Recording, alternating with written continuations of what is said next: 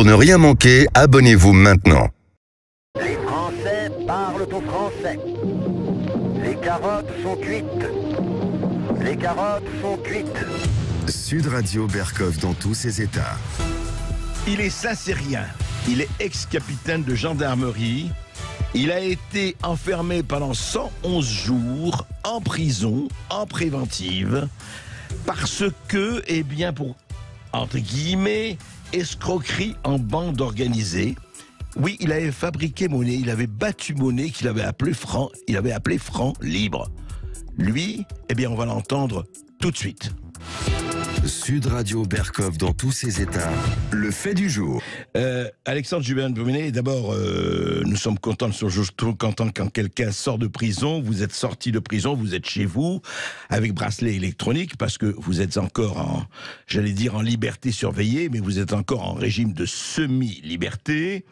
Vous avez été condamné, on en a parlé, on va parler de tout cela.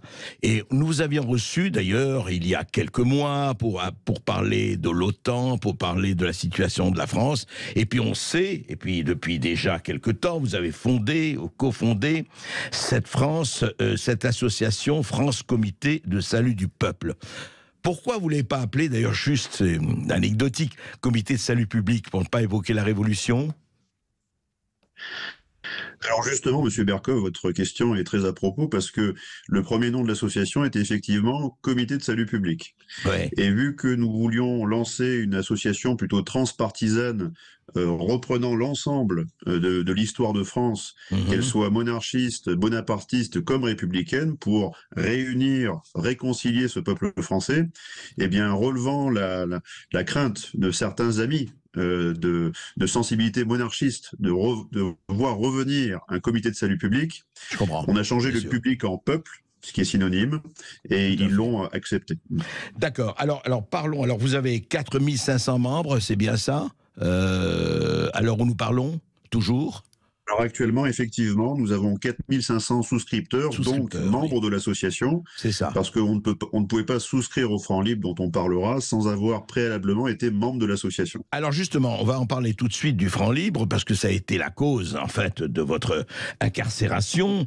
Donc vous avez voulu, et on va expliquer pourquoi. Vous dites voilà, aujourd'hui en 2022, ça c'était en 2022, vous avez dit écoutez, demain peut-être, on ne sait jamais, et on voit très bien les bruits, les fureurs des banques, des monnaies, des inflations, des taux d'intérêt. L'euro peut s'effondrer, eh bien, il faut créer une monnaie alternative. Et cette monnaie, c'est vous l'avez appelé le franc libre. Alors, on voit aussi l'allusion, bien sûr. Et juste pour savoir, dans votre calcul, un franc libre valait combien d'euros ou un euro valait combien de francs libres ? Je vais tout de suite rebondir sur cet aspect. Nous sommes partis sur une monnaie qui est une monnaie associative et qui devait souscrire donc à ce que définit la loi de 2014 relative aux monnaies locales complémentaires, qui d'ailleurs définit une parité fixe entre l'euro et une monnaie locale. Donc D'accord. ici, en l'occurrence, Oui. 1 euro devait être égal à 1 franc libre, tout simplement. D'accord. Mais nous avons établi cette démarche pour une raison simple, c'est parce que nous avons perdu beaucoup de batailles. Je parle, nous, le peuple français, Monsieur Berkov, autant par les gilets jaunes, par le pass sanitaire, par beaucoup de choses. Et pour une fois, nous avons souhaité en fait anticiper sur l'agenda de ce que l'on peut appeler les mondialistes. Et nous savons que l'agenda qui arrive, comme d'ailleurs le définit la Banque Centrale Européenne dans différents communiqués, le prochain jalon important, c'est cet automne, en 2023. Et nous savons que la Banque Centrale Européenne a déjà prévu la mise en place d'un euro numérique. Oui, et on en donc, parle, oui. Effectivement, voilà, c'est pas encore fait, mais on en parle. Oui, tout à fait. Voilà, Oui. voyant cette démarche comme une possible offensive visant à toujours plus nous enlever de la souveraineté et maintenant de la liberté, nous avons réfléchi sur comment pourrions-nous faire demain de façon limitée, humble et associative pour que une portion de Français souhaitant continuer à échanger entre eux de façon vertueuse et de façon, on va dire, parfaitement légale aussi, puissent rétablir du lien de solidarité les uns avec les autres. Et c'est cette loi de 2014 relative aux monnaies locales complémentaires qui appuie sur la notion d'économie sociale et solidaire, sur laquelle nous nous sommes appuyés pour lancer cette initiative monétaire. Alors justement, est-ce que cette initiative, parlons-en, parce que ça a été effectivement, encore une fois, l'origine de vos poursuites, des poursuites à votre encontre, et notamment la Banque de France, etc. Est-ce qu'aujourd'hui, soyons absolument clairs, capitaine Juvin-Brunet, est-ce qu'aujourd'hui, on a le droit, vous, moi ou d'autres, de battre monnaie? Moi, si je veux faire demain la monnaie Sud Radio libre, est-ce que je peux la faire ou est-ce que ce n'est pas illégal? Parce que, je dis ça parce qu'on peut vous dire, je me fais l'avocat de vos adversaires, mais très momentanément, on peut vous dire, oui d'accord, mais demain, telle association, tel groupe, tel lobby peut-être, demandera à créer une monnaie, etc. Et où va-t-on comme ça? Comment répondez-vous à cela? Pour être très, très factuel et très, très direct, nous n'avons pas beaucoup de temps pour développer ce sujet, cette loi le permet. Oui, mais ça je suis d'accord, mais dans les faits, oui. Mais ce qui a posé problème en fait dans les faits et qui m'a valu poursuite, c'est que nous avions en fait avancé très rapidement en commettant une négligence. Une négligence qui a consisté à ne pas répondre en fait à la première lettre d'information de l'ACPR, l'autorité de contrôle prudentiel et de résolution, qui est liée à la Banque de France et qui s'occupe de vérifier si les initiatives sont légales, bien conformes, tout cela. D'accord. Le problème, c'est que nous n'avons jamais reçu en fait d'autres informations, ni coup de fil, ni courriel de l'ACPR, et l'ACPR a transformé ce courrier en un signalement. Ce signalement est devenu enquête préliminaire.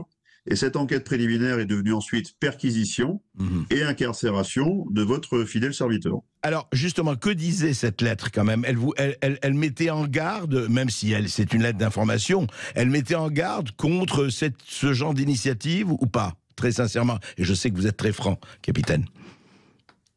La lettre, oui, nous demandait de souscrire à certaines obligations ou d'annuler toute la démarche et de rembourser l'ensemble des souscripteurs. Bon, sachant que la partie de la lettre était plutôt orientée sur on vous demande quand même de suspendre cette démarche et de rembourser l'ensemble des souscripteurs, ce qui veut dire que cette initiative était assez malvenue.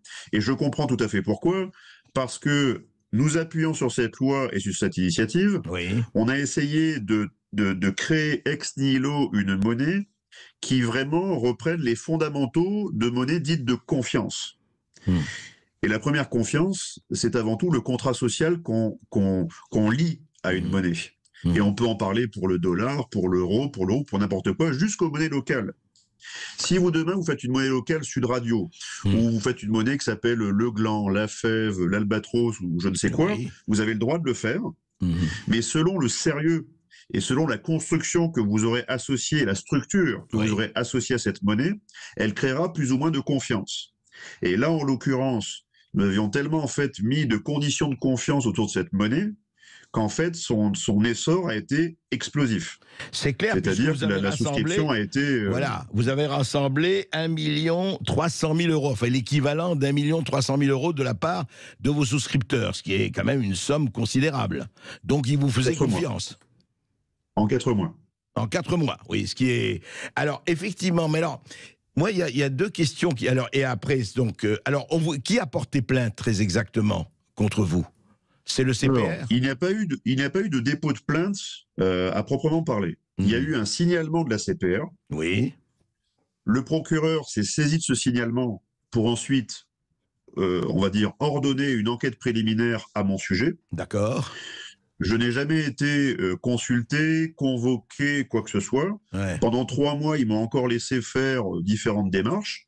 Et après, un beau matin, à 6 heures, au Champ du Coq, eh bien, on se fait réveiller et on part en garde à vue. Et le lendemain, on se retrouve incarcéré. Voilà ce qui s'est produit. Et incarcéré pendant 110 jours. Oui, ce qui est étonnant quand même, encore une fois, sans prendre aucun parti, Alexandre Juvin-Brunet, c'est qu'on vous met en prison alors qu'on aurait pu un peu plus vous mettre en garde, un peu plus publier, un peu plus faire des avertissements en disant si il y a cela, en fait. Donc il n'y a pas eu de plainte, il y a eu un procureur qui a agi, quoi, c'est ça. Oui, disons que sur le volet ACPR, donc l'autorité de contrôle prudentiel et de résolution, elle aurait pu me contacter ou m'envoyer même une lettre de relance. Et là, je l'aurais pris avec le plus grand sérieux. Ou mettre la lettre d'avertissement. Voilà. Oui. Exactement. Ensuite, il y a eu une enquête préliminaire. Lors de cette enquête préliminaire, vous pouvez avoir des enquêteurs qui vous convoquent en vous demandant... vous n'avez jamais été convoqué, ni interrogé, jamais. Rien. Jamais. D'accord. Donc, ils ont ce qu'on appelle épaissi un dossier. Ils sont arrivés ensuite avec ce dossier devant le magistrat. Voyant la taille du dossier, la magistrate de Bonne-Loi s'est dit je dois faire en sorte de protéger le peuple français, parce que les magistrats rendent la justice au nom du peuple français qu'ils protègent. Donc elle s'est dit, il peut y avoir un risque, une menace potentielle pour les intérêts de X Français. Bien sûr. Mais à l'époque où j'ai été incarcéré, le jour de mon incarcération, et plus de 100 jours plus tard, il n'y a eu aucune plainte sérieuse. Il y a eu une seule plainte sur 4500 souscripteurs. Et c'est la plainte d'une personne qui avait d'ailleurs été remboursée. Donc matériellement, il n'y avait pas en fait de préjudice pour cette personne. Et aujourd'hui, alors on se parle, Alexandre Juvin-Brunet, il n'y a pas d'autres plaintes déposées, il n'y a eu aucune plainte de la part des souscripteurs. À ma connaissance, il n'y a toujours pas de plainte actuellement. Et on sait que vous êtes expliqué, je dis ça pour qu'on avance, je dis aux auditeurs de Sud Radio et à tous que les 300 000 euros, pardon, vous vous êtes tout à fait expliqué de façon très claire, c'est qu'il n'y a pas un euro qui a été effectivement ni dépensé, ni, je dirais, ni confisqué, ni détourné, etc. Je cite, et vous me corrigerez si je me trompe, vous avez effectivement déposé 600 000 euros cash, qui avait un cash, ont été saisis par la justice et sont donc aujourd'hui propriété de la justice, en compte en banque justice. Et les 700 000 euros, vous avez acheté des stocks d'or, des lingots d'or, effectivement, qui sont quelque part, mais quelque part, vous avez, encore une fois, je dis ça pour aller vite, vous avez donné le lieu aux autorités, donc vous n'avez pas du tout caché ça. Il y avait des pièces d'or, effectivement, que vous avez fait fabriquer et des billets. C'est bien ça? Exact. C'est-à-dire que quand nous avons lancé ce projet, j'ai fait preuve de la plus grande transparence et information préalable pour l'ensemble des personnes qui allaient souscrire au franc libre, en leur expliquant tout de l'agenda de production et surtout de ce que j'allais leur livrer. Et donc c'est là où il ne peut pas y avoir en soi, l'enquête est toujours ouverte, donc je n'ai pas à la commenter, mais il ne peut pas y avoir d'escroquerie s'il n'y a pas de tromperie. Et vu que j'ai fait une très grande information préalable sur ce que nous comptions faire, ensuite j'ai expliqué ce que coûtaient progressivement les différentes choses à produire, billets, pièces d'or, serveurs, interface informatique, différentes choses. J'ai tout expliqué du projet. Eh bien, les Français qui m'ont accordé leur confiance me l'ont renouvelé, même quand j'étais en prison. Et ça, c'est une performance que je tiens à souligner et je tiens à leur rendre hommage à tous ces Français.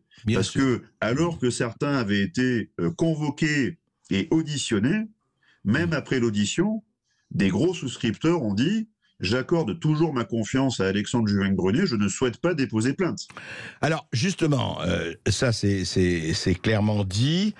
Le problème aujourd'hui, c'est qu'effectivement, bon, vous êtes toujours en détention provisoire, on peut dire entre guillemets. Officiel, oui. C'est ça, oui, officiel. Alors bon, l'enquête se poursuit, etc. Moi là, il y a quand même justement, Alexandre Juvin-Brunet, moi, je vous ai écouté, je vous ai lu, on vous connaît, vous avez toujours eu, comme on dit, une idée très sûre, très forte, en tout cas c'est la vôtre, de la France, de ce que vous connaissez, que de la patrie, de la manière dont on défend ce pays.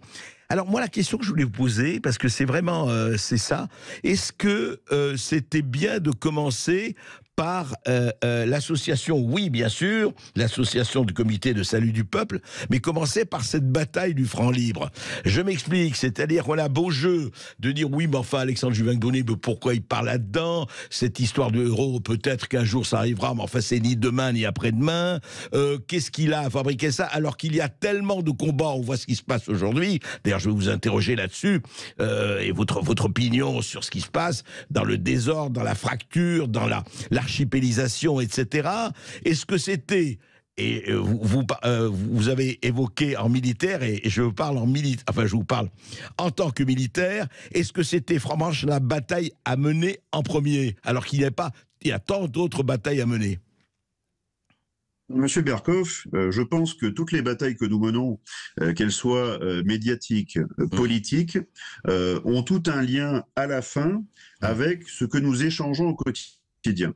Par exemple, quand vous montez un plateau Sud Radio, il faut le financer, le produire, il faut payer différentes choses. Donc tout passe en fait par un médium de paiement.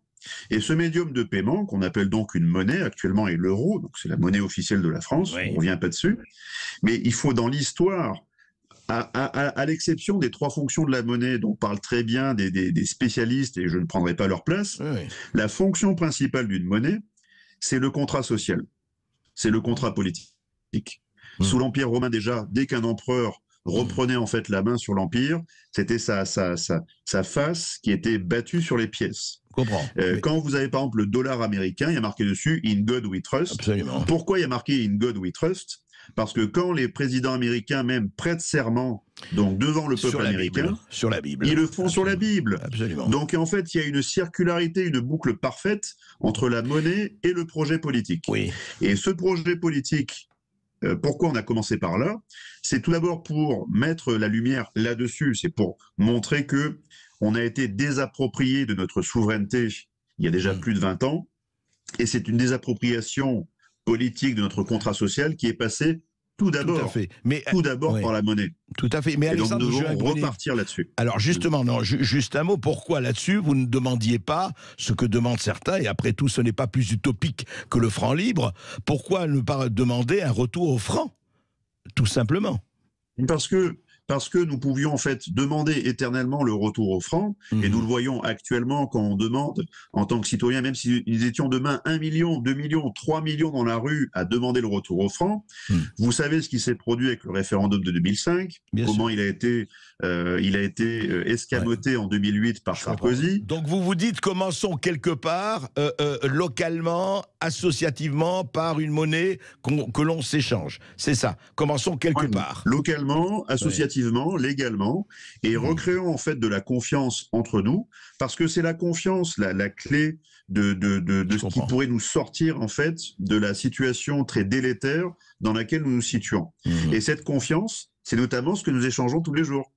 Et quand on échange le médium, par exemple, euro, que je ne remets pas en question, vous n'avez sur ces billets, ces pièces, globalement, aucune figure fondatrice, aucune figure de confiance qui nous rattacherait à notre contrat social français. Mais juste pour finir, je comprends très bien, et vous allez continuer ce combat de toute façon, Alexandre Juin-Brunet. Ce combat pour l'instant est suspendu, il est interrompu en raison de la justice, de ce qui se passe, mais nous avons dit à la magistrate, qui a d'ailleurs effectué un travail très impartial sur le dossier, donc on peut remercier la justice, il reste des éléments de la justice impartiaux, je peux vous le dire. Bien sûr qu'il en reste, heureusement. J'ai simplement dit à la magistrate que notre intention a été depuis le début d'offrir une alternative à des citoyens français responsables qui n'ont pas volé leur argent. Nous allons poursuivre cette démarche. Simplement, nous allons la poursuivre en régularisant auprès de la CPR, comme l'aurait fait toute association convenable. Eh bien, écoutez, en tout cas, il était très bon d'éclaircir tout cela. C'est vrai que pour ça, vous avez fait plus de 3 mois de prison. Ça pose question, c'est le moins que l'on puisse dire. Et on va suivre en tout cas tout cela. Merci Alexandre Juin-Brunet pour ces éclaircissements. Merci M. Berkoff pour votre invitation. Tout de suite. Sud Radio Berkoff dans tous ses états. Les perles du jour. Majorité présidentielle, enfin majorité. Un peu moins en ce moment à l'Assemblée nationale. Et elle est sur BFM TV face à Jordan Bardella, le président du Rassemblement national. Et elle l'invective parce qu'elle dit que Jordan Bardella n'a pas, lui, assez parlé. Écoutez. Justement, Monsieur Bardella, les Français ne sont pas. Mais Monsieur Bardella, les Français ne sont pas dupes et nous sommes bien conscients des difficultés qui sont ceux de nos concitoyens. Mais on doit faire preuve de responsabilité et de courage. Je veux dire, il y a une motion de censure. Ce même courage, Monsieur Bardella, que vous n'avez pas en proposant. Votre mutisme était assourdissant. Avouez, Monsieur Bardella, que votre mutisme était assourdissant au sein de l'hémicycle de l'Assemblée nationale. Je suis député au Parlement européen, donc c'est sûr que vous ne m'avez pas beaucoup entendu à l'Assemblée nationale. Quelles ont été vos propositions au sein de l'hémicycle quand il s'agissait de débattre autour de cette réforme ? Alors ça, c'est magnifique. D'abord, une petite un rectificatif, ce n'était pas à BFM TV, c'était sur le plateau, sur C8, sur le plateau de Touche pas à mon poste de Cyril Hanouna. Alors, c'est extraordinaire quand même. Donc Shannon Seban n'est pas députée, elle est présidente de la section du parti de Seine-Saint-Denis, du parti d'Emmanuel Macron, et elle dit à Jean Bardella, vous avez entendu quand même, hein, on n'a rien à... Il dit, oui, monsieur Bardella, vous ne parlez pas, pourquoi à l'hémicycle de l'Assemblée nationale, on vous entend pas? Et Bardella dit, je suis député au Parlement européen, hein, je suis pas au Palais Bourbon, moi je suis plutôt à Bruxelles ou à Strasbourg. Oui, mais vous ne parlez pas, vous êtes muet, c'est formidable. À ce niveau, ça devient très intéressant. Voilà quelqu'un qui est quand même responsable politique, responsable d'un parti. Elle est dans ses éléments de langage qu'on a dû lui livrer avant qu'elle ne passe sur le plateau, et elle y va. Allez, pourquoi vous n'êtes pas dans l'hémicycle? Pourquoi vous ne parlez pas dans l'hémicycle? C'est magnifique, vous voyez, à ce niveau quand même, que devient la politique? Que devient la politique? C'est formidable. Ça devient, comme disait un humoriste allemand, un couteau sans lame auquel il manque le manche. Illustration, vous venez de la voir. Sud Radio Berkov dans tous ses états. Le face-à-face. Le face-à-face avec Bernard Lugan, historien, pour ses livres Histoire du Sahel, des origines à nos jours, édition du Rocher, et pour son livre Apparaître, On savait vivre aux colonies, édition La Nouvelle Librairie. Bonjour Bernard Lugan. Bonjour. Alors Bernard Lugan, je vois que vous reprenez à peu près la célèbre chanson de Michel Sardou, hein, le bon temps des colonies. Mais on va en parler quand ce livre va paraître. Il va paraître d'ailleurs dans quelques jours. Et vous avez reçu, je me rappelle, pour le premier, qui était une suite de nouvelles tout à fait croquis sur la grande époque, on peut dire, de la France-Afrique? Oui, dans ce sens-là, oui. Et d'ailleurs, c'est la suite de mes aventures dans ce qui était la fin, comment dirais-je, la fin du circuit colonial, post-colonial, parce que j'ai eu le privilège d'être dans un pays d'Afrique de l'Est, le Rwanda, dans lequel se sont déroulés dans la période 70-80 des événements qui normalement s'étaient déroulés dans l'ancienne Afrique française dans les années 50-60. Un décalage de 20 ans. C'est pour ça qu'il y a ce décalage et qu'il y a cet anachronisme considérable par rapport au reste de l'Afrique. Oui, c'est-à-dire qu'il y a eu 20 ans de décalage entre le Rwanda et l'Afrique centrale. Le Rwanda est un pays un peu perdu et oublié du monde sur les hautes terres de l'Afrique centrale. Ou pas oublié depuis le massacre. Non, c'était avant. C'était avant. Et donc on voyait déjà à l'époque que tout ceci allait s'inscrire dans la situation était allée vers l'explosion. Alors parlons de votre livre passionnant d'ailleurs, le Sahel, l'histoire du Sahel, des origines à nos jours, le Sahel. Alors c'est intéressant parce que votre livre vient à point, parce qu'on parle tout le temps du Sahel, le Mali, le Maroc, toute l'Afrique, la liaison entre l'Afrique du Nord et l'Afrique subsaharienne. Alors ce Sahel, d'abord, qu'est-ce que c'est, Bernard Lugan? Présentez-le, parce qu'on parle du Sahel, mais au fond ça reste comme, j'allais dire le monstre du Loch Ness, non, mais l'inconnu du Loch Ness. Le Sahel, c'est un tampon. C'est une zone tampon entre le désert au nord et les savanes au sud. Une zone tampon qui part du Sénégal et qui arrive jusqu'à la mer Rouge. Une zone tampon dont la superficie varie en fonction des changements du climat. Parce que le climat passe son temps. Le propre du climat, c'est de changer, n'est-ce pas? Alors, en fonction... Varie vraiment beaucoup en fonction du climat? Beaucoup, parce que quand nous sommes en période de pluie, le Sahel remonte vers le nord et gagne sur le désert. Et quand nous sommes en période de sécheresse, en cycle de sécheresse, à l'heure actuelle, le cycle actuel de sécheresse a commencé il y a 3500 ans, avec des hauts et des bas. Et des bas. Oui, et alors quand le désert du Sahara s'étend, le Sahel descend vers le sud et grignote vers les savanes, va vers le fleuve. Alors ce qui est intéressant, c'est que toute l'histoire du Sahel va être celle de ces peuples, parce qu'il y a des peuples qui vont être ballottés par ces allers-retours du climat. Alors au nord, nous avons des peuples qui sont nomades et éleveurs, et au sud, nous avons des peuples qui sont agriculteurs et sédentaires. Et toute l'histoire du Sahel va être le long de cette zone tampon, les Anglais diraient un rift. Le long de ce rift géographique va s'établir un rift racial. Et toute l'histoire du Sahel... Ethnique et racial. Absolument. Racial, plus qu'ethnique. Racial, parce que au nord, vous avez les berbères blancs touaregs, et au sud, vous avez les populations noires. Là, c'est racial, ce n'est plus ethnique.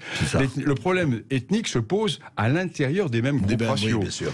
Alors, les peuples du nord, donc c'est les peuples... Il y a les peuples nomades et les peuples sédentaires. Voilà. Alors, là, premier point de la distinction pour brosser le tableau. Les peuples nomades au nord, les peuples sédentaires au sud. Et toute l'histoire de cette bande sahélienne va être celle de la confrontation, de la cohabitation, de la coexistence entre ces grands ensembles. Deux modes de civilisation totalement différents. L'un qui va intégrer la notion de minorité, car les peuples du Nord vont aligner leur croix humain sur les possibilités de nourriture du bétail, sachant que s'il y a trop de bétail sur un pâturage réduit, le bétail va mourir. Or, comme eux se nourrissent de lait et de sang, ils vont mourir aussi. Donc ils alignent leur croix humain sur les possibilités de nourriture du bétail. Donc ils intègrent dans leur longue durée historique la notion de minorité. Et comment on accepte les minorités? Eux sont minorités. Eux sont minorités. Ouais, c'est ça. Et comment eux, minoritaires, vont-ils pouvoir s'imposer aux populations majoritaires du Sud? Par la guerre, par le prestige, etc. Au Sud, totalement différent, c'est la culture de la multiplication humaine, parce qu'il faut des bras.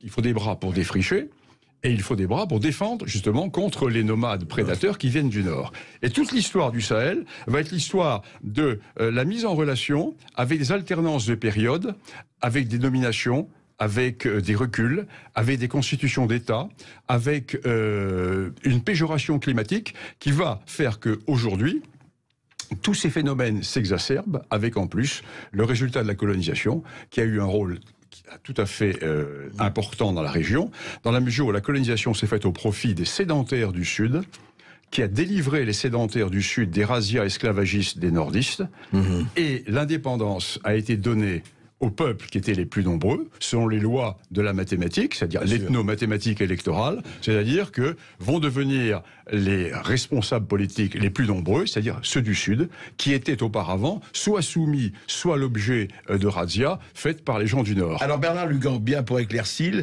qui sont les peuples du Nord et qui sont les peuples du Sud? Alors les peuples du Nord, partons de l'Ouest, nous avons les Maures.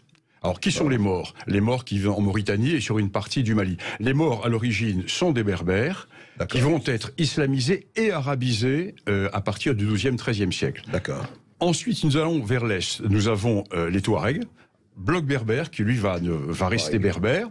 Ensuite, nous allons encore vers l'Est. Nous avons les ensembles Toubou. Encore plus à l'Est, nous avons les Arawa.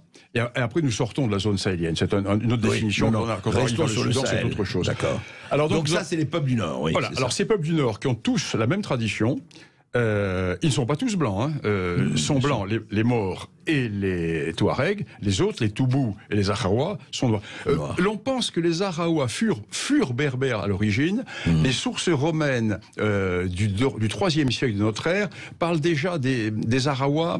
On ne sait pas exactement si à l'origine. Quoi qu'ils ils se sont négrifiés parce que le trafic des esclaves, ils se sont mélangés, donc ils sont devenus peuples guerriers. Alors tous ces peuples sont des peuples guerriers qui cultivent la vertu de la minorité et de la guerre. Et de la guerre, absolument, confrontation. Alors, peuples du Sud. Les peuples du Sud, ce sont des agriculteurs ou bien des marchands qui vont créer des États, qui vont créer des grands États, par exemple le royaume de Ghana, le royaume soninké, le royaume de Mali, l'Empire Songhai, ça sont les peuples du Sud. Et ces peuples du Sud vont, pendant un certain temps, contrôler l'expansion des peuples nordistes, parce que leurs États vont être forts.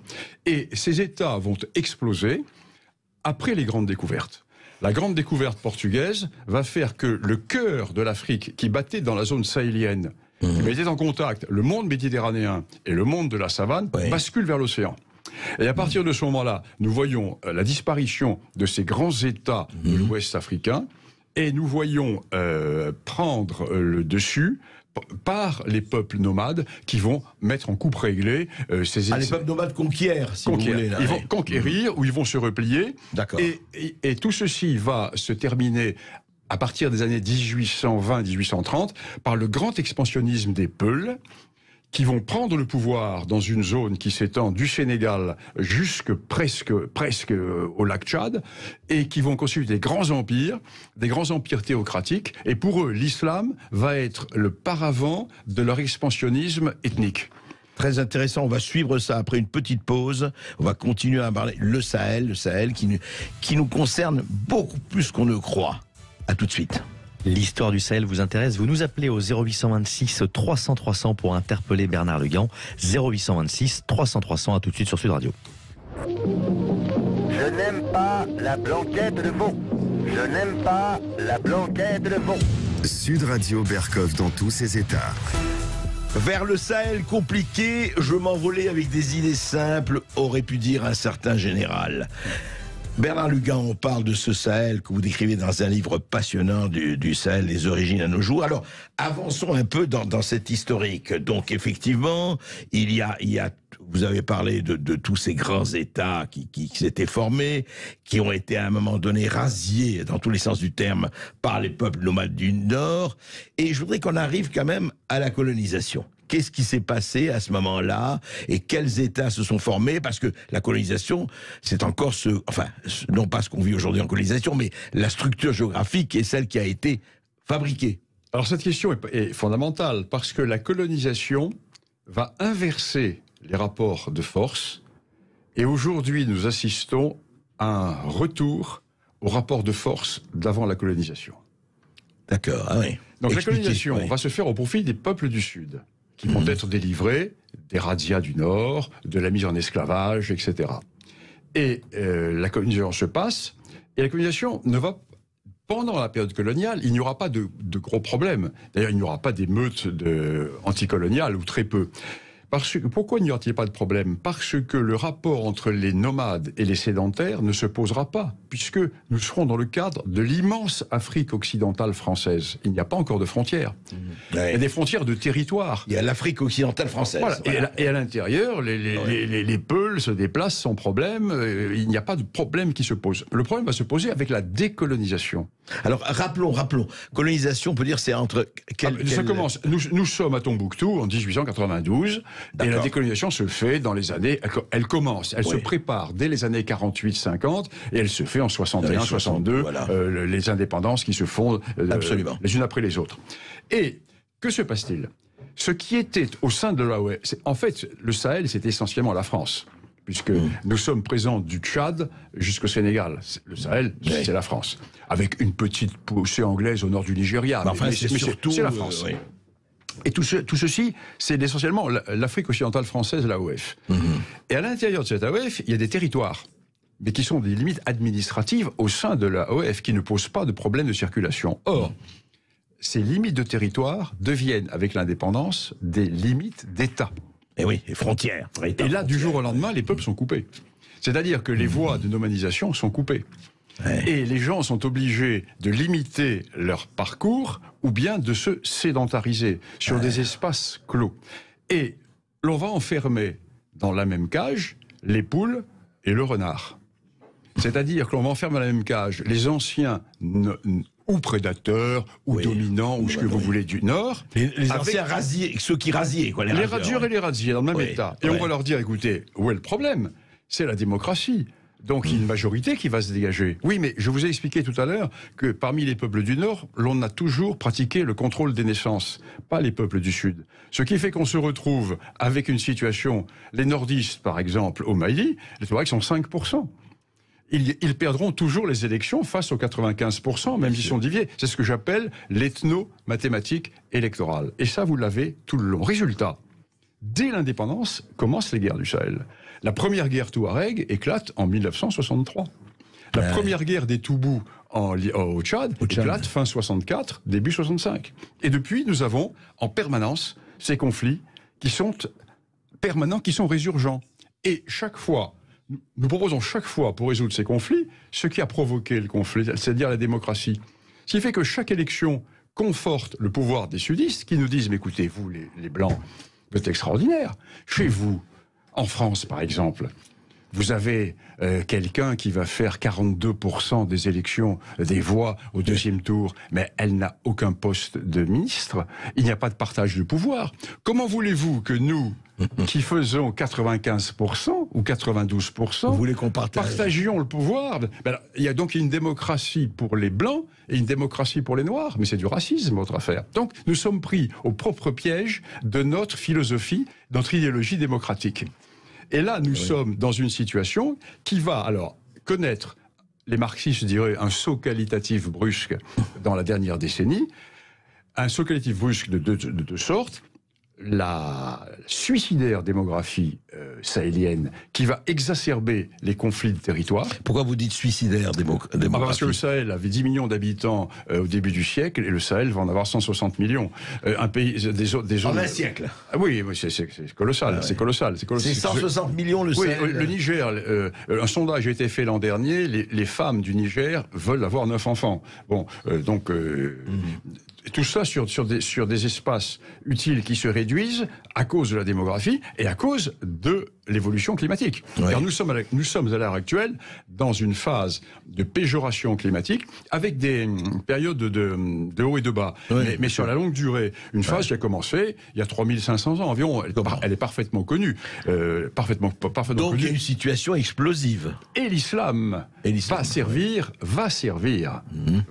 de révélateur. Parce que la grande erreur qui a été faite par les décideurs français, c'est de croire que la question du Sahel est une question religieuse. Ce n'est pas une question religieuse.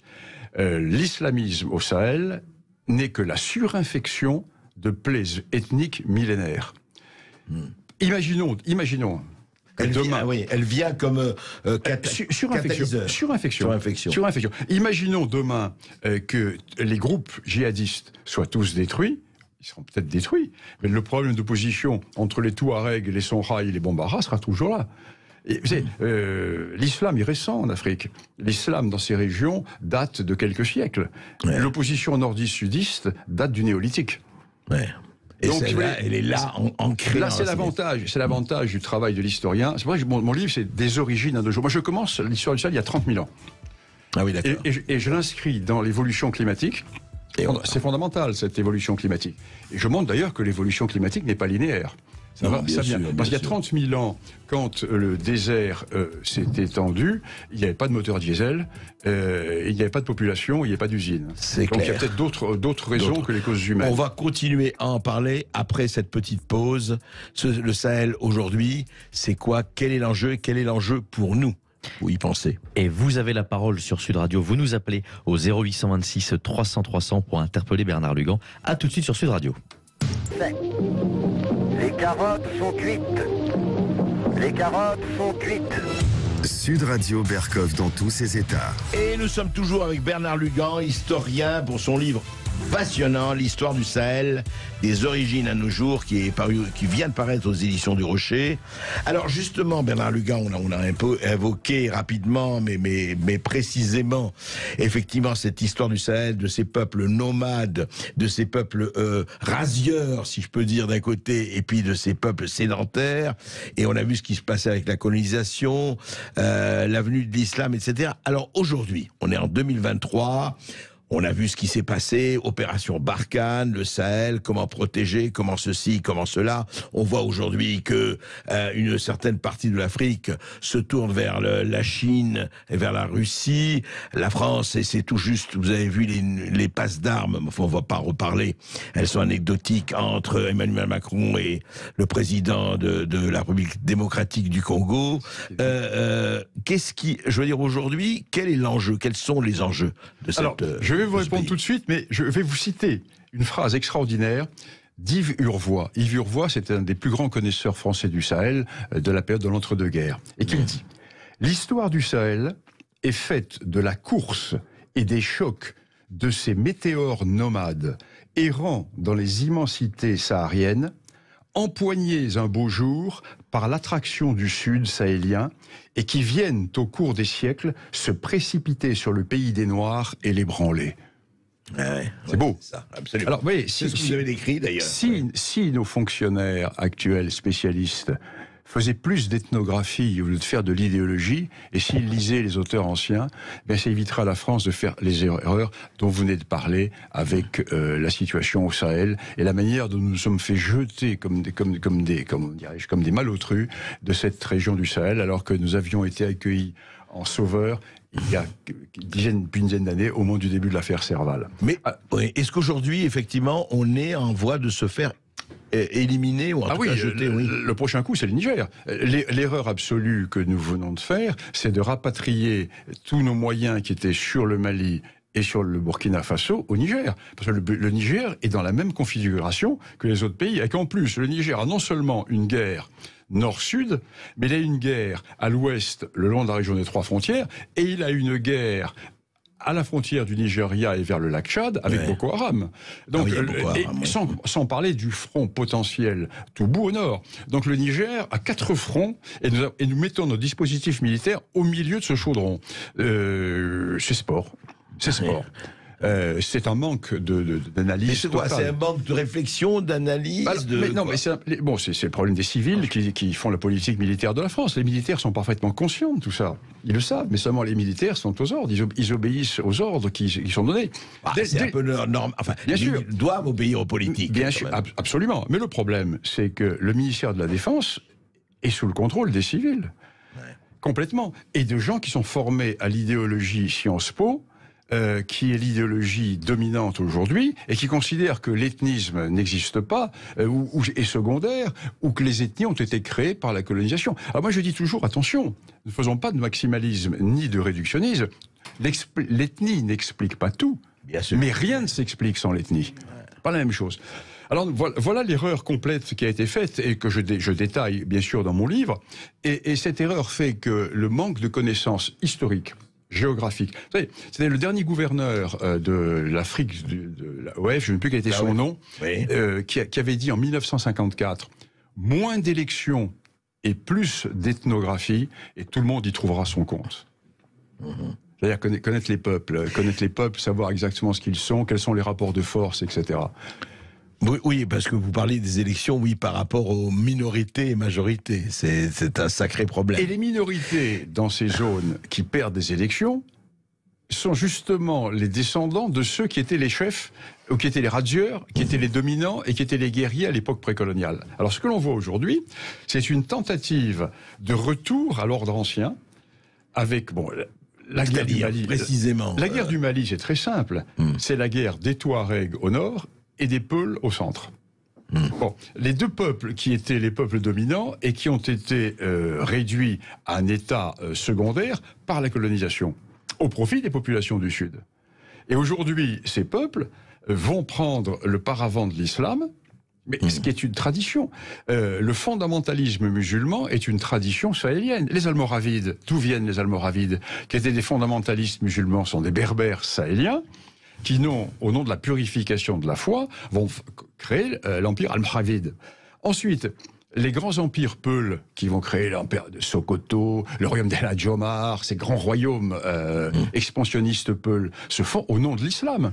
Ils se font au nom de l'islam, qui va être le justificatif. Qui fait l'idéologie, la croyance qui rassemble. Mais derrière, mobilise. Mais derrière, c'est l'expansionnisme Peul.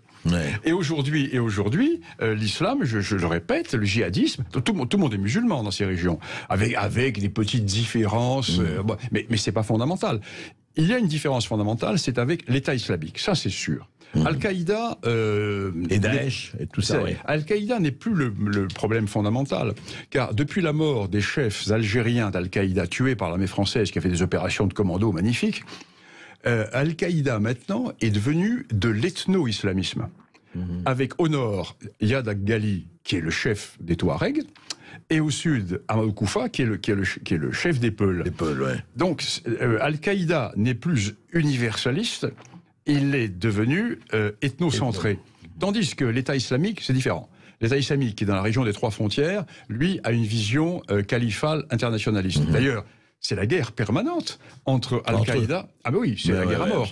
C'est la guerre à mort, parce que avec l'État islamique, se sont mis les populations qui étaient auparavant assujetties aux Touaregs. Ah oui. On retrouve les conflits ethniques. Absolument. Mais j'ai fait une carte de la situation du Sahel, dans la situation ethnique dans la zone des trois frontières. Et quand vous prenez cette carte, une carte à la veille de la colonisation, et quand vous prenez les affiliations des clans, des tribus, avec les uns ou les autres, vous avez la même carte. Et ça, expliquez ça aux cerveaux haineux et aux danseurs à claquettes qui font la politique africaine de la France. Non, les militaires, eux, le savent. Ouais. Et alors aujourd'hui, donc, vous dites que en fait la France s'est mise dans un étau, dans une espèce de voie sans issue. Alors nous avons commencé par nous mettre entre l'enclume et le marteau. Quand l'opération Serval s'est faite, les nordistes occupé une grande partie du Mali. Et là, nous avons libéré le Mali au profit des sudistes. Bien sûr, parce que l'armée sudiste était incapable de remonter dans le nord, elle a sans arrêt été battue par les Touaregs, etc. Et les sudistes se sont dit, mais Français, vous êtes merveilleux, les Français, merci les Français, comme en 1892, vous nous sauvez, etc. Oui, mais donc les Touaregs ont dit, mais attention, là, vous jouez quel jeu, vous les Français?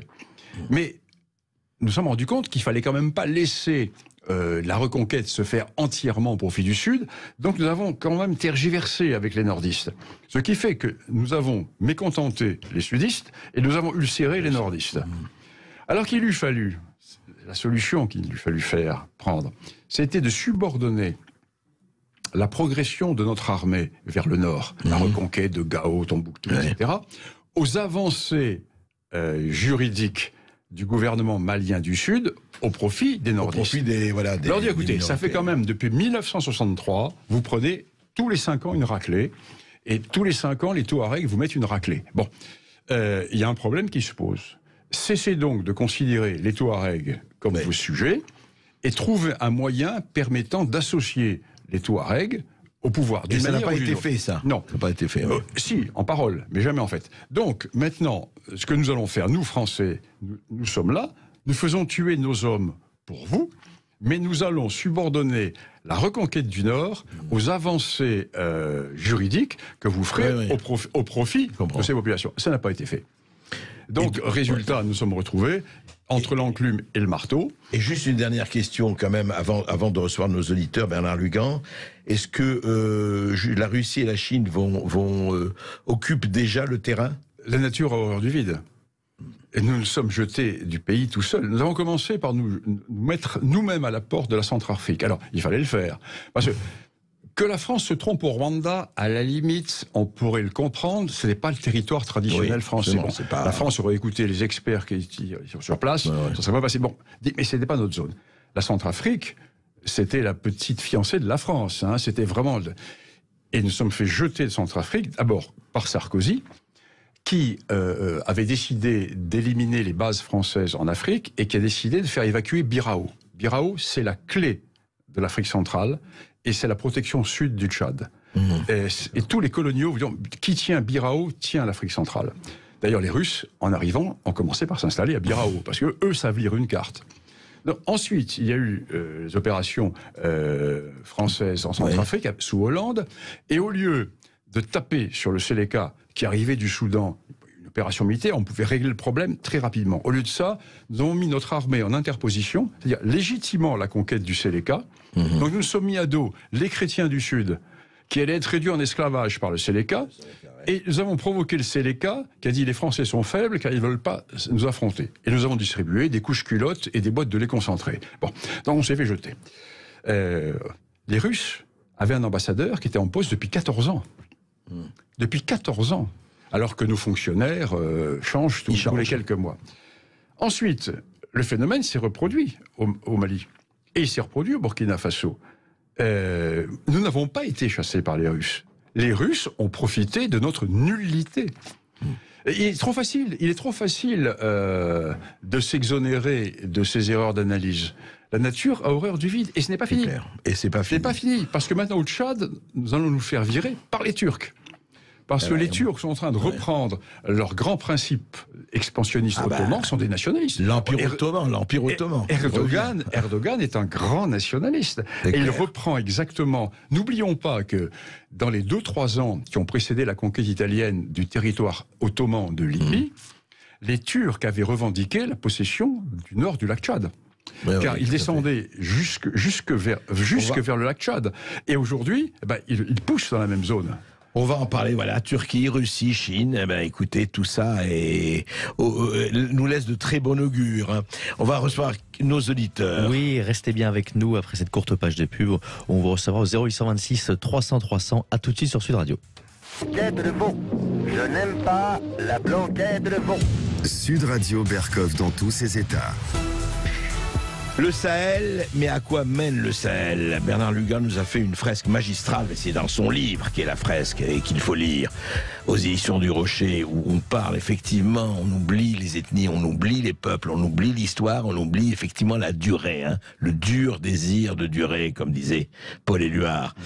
Mais alors, je voudrais qu'on quitte un peu l'Afrique, Bernard Lugan, quand même, vous habitez en France, vous êtes français, et parlons un peu de cet état des lieux par rapport à... Est-ce que cette espèce de ce que vous dénoncez comme aveuglement ou comme étroitesse de vue ou comme œillère, est-ce que vous le voyez aussi en France par rapport à ce qui se vit dans ce pays, dans notre pays aujourd'hui? Oui, alors moi je voyage beaucoup. Là, cette année, en 3 mois, j'ai quand même fait un voyage au Gabon, j'ai fait un grand voyage en Tanzanie, et j'ai fait un grand voyage au Maroc, dans les 3 mois qui viennent. Donc, ouais. je vais souvent à l'étranger, en Afrique. Et là, comment on les vu, là, justement? Nous sommes méprisés. Vraiment? Nous sommes méprisés car nous avons perdu tout notre prestige. Non, le gros problème, et ça, ceci, je crois que c'est fondamental, et je pense que nos politiques ne l'ont pas vu. Notre morale à 2 balles, avec nos injonctions morales, le mariage pour tous, ouais. Les LGBT, l'animalisme, tout ceci fait que, pour les Africains, c'est perçu comme contre l'ordre naturel. Parce qu'en Afrique, dans les Afriques, aussi bien en Afrique du Nord qu'en Afrique au sud du Sahara, un homme, c'est un homme, une femme, c'est une femme. Et une famille... Malheureux, vous dites ça, vous osez dire ça. Une famille, ben c'est et puis il y avoir plusieurs femmes, mais c'est des hommes et des femmes et des enfants, etc. Et nous sommes véritablement méprisés. Et c'est ce que les Russes ont compris. Là encore, c'est pas un complot de la Russie contre nous. Poutine a parfaitement compris que... oui, il appuie sur cette corde, lui. Mais complètement. Tous ces discours, et les Africains sont ravis. Les Africains savent très bien que les Russes ne vont pas développer l'Afrique. Les Russes n'ont pas les moyens, et ça les intéresse pas. Bon. Mais les Africains disent, au moins avec les Russes, nous n'avons pas d'injonctions morales qui vont contre l'ordre naturel. On va pas nous obliger à nous marier entre hommes ou à nous marier entre femmes ou à se prendre pour des animaux. Ou alors c'est de la sorcellerie, mais c'est terminé. C'est autre chose. Alors ça c'est fondamental. Et si on ne comprend pas ça, on ne comprend pas le rejet, pas de la France, de l'Occident en général. Le rejet de l'Occident en général en Afrique. Qui est très fort, qui est monté. Oui, moi, je le ressens très bien. Je discute avec les gens. Moi, j'ai eu suffisamment d'étudiants que j'ai formés soit dans le civil, soit à l'armée. Donc, je vois les militaires que j'ai formés ou les professeurs que j'ai formés. Donc, il y a une relation de professeur à élève. Bien sûr. Et on parle. Moi, je vais dans les familles. Je vois comment ça... Bon, certains que j'ai eus à l'école de guerre, des militaires africains, me disent professeur, on a honte pour vous. On a honte pour vous, parce que regardez comme ce que vous devenez, enfin, vous êtes la risée du monde. Et... Oh, ils exagèrent un peu quand même, enfin... Ah, nous sommes la risée du monde. Quand vous avez un président qui va danser dans les boîtes de nuit à Kinshasa, vous imaginez De Gaulle? C'est perçu comment en Afrique, ça a été... Un chef doit être un chef. Un chef doit avoir une position de chef. Ouais. Regarde, Chirac. C'était pas ma tasse de thé, Chirac. Mais Chirac était hyper respecté en Afrique parce qu'il avait de l'allure, parce qu'il se tenait. Même Mitterrand, un chef doit se représenter. Mais il ne va pas danser dans une boîte de nuit en buvant une canette de bière, en se frottant sur des torses ruisselants de sueur. Non, ça va pas. Ça. Pour l'Afrique, c'est une méconnaissance. Les conseillers qui lui ont... Et le coup de la marmite. Avoir accepté ce débat avec la marmite. On l'avait passé, oui. Comment est-ce qu'on récure la marmite, on la récure pas? C'est impensable. Et il riait au lieu de dire, mais oui. Impensable. Non, mais si vous voulez, il y a une méconnaissance qui est prise comme du mépris, comme de la suffisance. Et résultat, nous sommes nous-mêmes méprisés. Mais alors, le Bernard Lugan, retour en France, est-ce que vous croyez qu'il y a une solution de continuité entre les deux, en tout cas un dénominateur commun entre cette espèce d'aveuglement vis-à-vis des peuples d'Afrique, ou en tout cas de l'opinion publique africaine, et une espèce de... on voit bien quand même une espèce de désordre établi qui dirige ce pays. Moi, ce que je sens, j'habite en province. J'habite en province, à la fois dans les monts du Forêt l'été et en Bourbonnais l'hiver. Je sens une immense colère. une immense colère de la France dite périphérique, qui a l'impression que Paris impose des modes totalement surréalistes et que eux, qui vivent encore dans un ordre naturel. Moi, je les vois un peu comme des Africains. Hein. Ils ont à peu près les mêmes réactions que les Africains. Ils ont encore les pieds sur le réel. Le woke, ils ne connaissent pas le wokisme, ils ne connaissent pas ce genre de choses, ils ne connaissent pas comment dirais-je, la théorie du genre. Ils sont des gens encore sains. Alors, on va voir si c'est le cas. Et je crois que nous avons Christian dans les Landes. Oui, vous continuez de nous appeler au 0826 300 300. On accueille Christian des Landes. Bonjour Christian. Bonjour Christian. Oui, bonjour messieurs. Je suis donc un officier. J'ai parcouru l'Afrique dans une vingtaine de pays. Oui. Et ça fait 30 ans que je suis les analyses de monsieur Bernard Lugan. J'ai acheté plusieurs de ses livres et je suis époustouflé de sa connaissance. Et j'allais dire de cette... hélas, il est pratiquement le seul en France à avoir ces connaissances africaines. Alors, donc j'ai parcouru beaucoup, en particulier les pays de l'Est et du Sud de l'Afrique, c'est-à-dire pas les pays de l'ancienne Afrique occidentale française. Et donc la vision de la colonisation, et pour moi, enfin, j'ai pu l'analyser, si vous voulez, la colonisation, disons, globalement française, et l'autre, globalement, anglaise. Oui, globalement. Hein. Et donc, c'est assez amusant, mais quoi qu'il arrive, les analyses de M. Bernard Lugan sont valables, je pense, dans toute l'Afrique. Ce sont des conflits multiséculaires, et malheureusement, personne n'écoute ces conseils-là, ces analyses. Alors ma question, elle est relativement simple. Allez-y.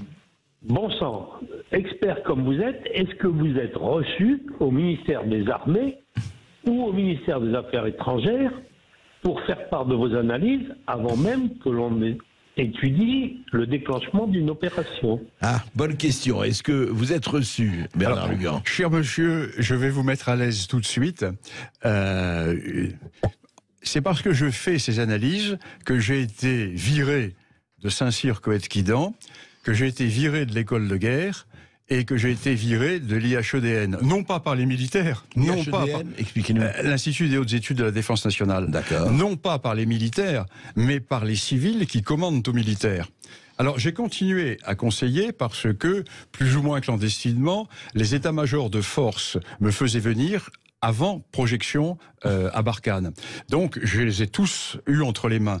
Et j'ai été sidéré de voir à quel point ces militaires étaient des gens qui apprenaient le terrain, qui allaient aux bonnes sources, mais qui recevaient des ordres contraires à la réalité du terrain. Et c'est le drame, si vous le voulez, du ministère de la Défense, qui est un ministère dirigé par des civils. Alors qu'il y a un civil à la tête du ministère, c'est une très bonne chose. Mais en fait, les véritables responsables, ce sont les civils du ministère de la Défense qui sont formés à l'idéologie moderne. Alors maintenant, je vais rebondir sur le début fort intéressant de votre intervention, parce que moi, j'ai vécu, en ancienne colonie anglaise, hein, j'ai vécu une grande partie de ma carrière africaine dans les anciens territoires britanniques. Et ce que vous dites est tout à fait exact, et je l'ai expliqué dans plusieurs de mes livres. J'ai résumé cela par une phrase. Nous, Français, nous avons laissé des certitudes, et les Britanniques ont laissé des habitudes. C'est-à-dire que nous avons inculqué des principes idéologiques, tandis que les Britanniques n'ont pas touché à la mentalité de l'homme africain, mais ils ont laissé des modes de vie et des modes de comportement, et non pas des modes philosophiques. Et ça, c'est fondamental. C'est pour cela que la colonisation française a beaucoup moins cassé les structures naturelles, parce que la colonisation française est une colonisation de gauche, qui a été faite par des universalistes, réalisée par des hommes de droite, mais pensée par des hommes de gauche. Tout le corpus colonial de Jules Ferry et de la gauche coloniale est imprégné de la Révolution française. Pour eux, la colonisation allait être un des moyens d'exporter les idées de la Révolution dans le monde. Mais pourtant, rappelez-vous que Jules Ferry, Bernard Lugan disait lui, il faut éduquer les peuples inférieurs. Absolument. Il parlait de peuples inférieurs. Absolument. Alors que Lyautey disait comment inférieur? Inférieur la civilisation des Ming, inférieur la civilisation des Mérinides, qui est inférieur? Non, les Africains ne sont pas inférieurs, ils sont autres. Lyautey était un ethno-différentialiste. Ouais. Et l'ethno-différentialiste ne fait pas de hiérarchie. L'homme de gauche fait de la hiérarchie, en disant les supérieurs et les inférieurs. L'ethno-différentialiste, l'homme de droite, Lyautey n'a jamais dit ils sont inférieurs. Nous sommes différents. Mais la différence n'est pas l'infériorité. Ouais, bien sûr, c'est pas l'inégalité. Eh bien, je crois que il vous reste à lire le livre Jetez-vous sur le Sahel, vous ne mourrez pas de soif. Joli. Merci beaucoup, chers auditeurs, d'être toujours aussi nombreux à nous écouter. Et merci beaucoup à Bernard Lugan, historien, pour son livre Histoire du Sahel, des origines à nos jours, édition du Rocher. Et pour son livre à paraître, On savait vivre aux colonies, édition La Nouvelle Librairie. Tout de suite, l'émission de Brigitte Lahaie. À tout de suite sur Sud Radio.